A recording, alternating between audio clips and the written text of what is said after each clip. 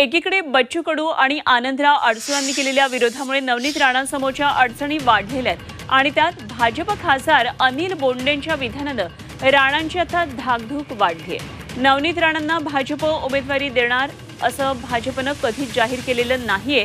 कुणाला उमेदवारी द्यायची हे केंद्रीय निवडणूक आयोग ठरवतो असं विधान बोंडेंनी केल्यामुळे चर्चांना आता उधाण आलंय।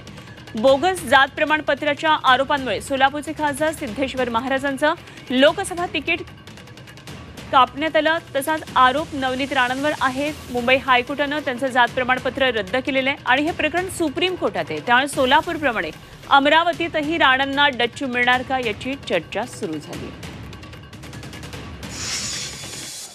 नवनीत राणा असो, नवनीत राणाच्या बाजूचे बाकीचे लोक असतील, नवनीत राणाचं नाव आहे हे तुम्हाला कोणी सांगितलं? कोणीच नाही सांगितलं, कधीच कोणी जाहीर केलं नाही। फक्त आतापर्यंत जाहीर एकच गोष्ट झालेली आहे की अमरावती लोकसभेचा उमेदवार हा कमळाचा राहील आणि भारतीय जनता पक्षाचा राहील आणि प्रधानमंत्री नरेंद्रजी मोदी यांना निवडून आणण्याकरता, तिसऱ्यांदा प्रधानमंत्री बनवण्याकरता अमरावती लोकसभेचा खासदार भाजपचा राहील।